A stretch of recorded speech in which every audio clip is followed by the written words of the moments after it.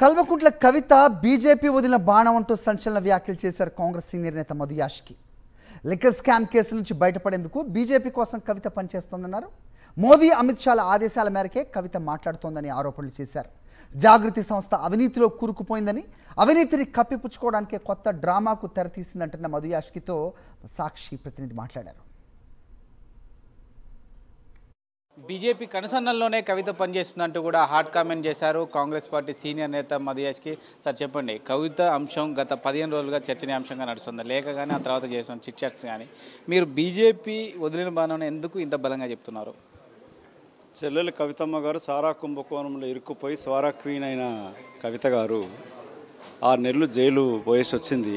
ఆ కేసులోకి వెళ్ళి బయటపడాలంటే అమిత్ షా గారి యొక్క సహకారం, మోదీ గారి యొక్క దీవెన ఉండాలి.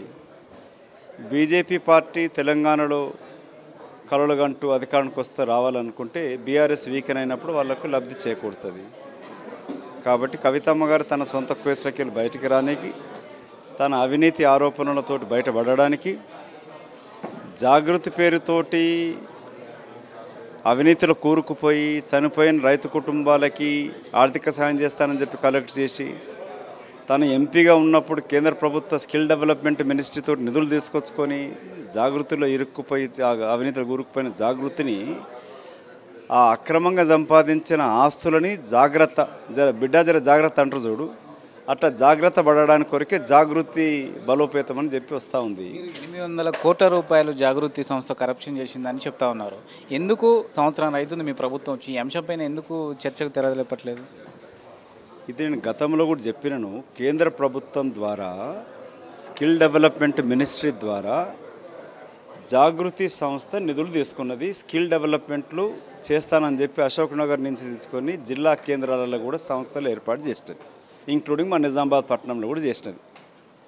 ఎన్ని వందల మందికి స్కిల్ డెవలప్మెంట్ ట్రైనింగ్ ఇచ్చింది, ఎంతమందికి ఉద్యోగాలు వచ్చినాయి, ఎన్ని కోట్లు దాంట్లో కేంద్ర ప్రభుత్వం నుంచి వచ్చినాయి. ఇది కేంద్ర ప్రభుత్వ నిధులు కాబట్టి కేంద్ర ప్రభుత్వం బీజేపీ పార్టీ చేయాలా?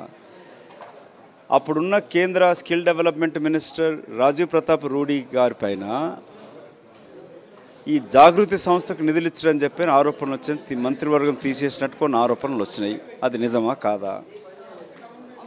స్కిల్ డెవలప్మెంట్ ట్రైనింగ్ కొరకు జాగృతి నుంచి ఎన్ని వందల కోట్లు మీరు తీసుకున్నారు అనేది బయట పెట్టాలి. ముందు తెలంగాణ రాష్ట్రం ఏర్పడ్డాక జాగృతి సంస్థతోటి Phoenix, Padmalaya, Ayyappa society, illegal constructions ఇట్లాంటి అందరితోటి కవితమ్మ గారు కొన్ని కోట్లు వసూలు చేసినావు. నీ జాగృతి సంస్థ పేరు పైన ఏ రైతు కుటుంబాలకి ఆర్థిక సాయం జాగృతి ఇచ్చిందని చెప్పి నువ్వు లిస్టు పెట్టి ఎత్తేసినావు. ముందు ఆ లిస్టు ముందు బయట పెట్టు. బీజేపీ వ్యూహంలో భాగంగానే కవిత ఈ తరహా కామెంట్స్ చేస్తుందంటూ కూడా మధు యాష్కి కామెంట్ చేస్తూ ఉన్నారు. ఏపీలో ఏదైతే టీడీపీతో వ్యవహరించిందో ప్రస్తుతం బీఆర్ఎస్తో కూడా బీజేపీ అదే వ్యూహాన్ని అవలంబిస్తుంది. భవిష్యత్తులో ఈ రెండు పార్టీలు కలిసే అవకాశం ఉన్నట్టుగా మధు యాష్కి చెప్తున్నారు. కెమెరా పర్సన్ క్రాంతి, రాకేష్ రెడ్డి, సాక్షి న్యూస్, హైదరాబాద్.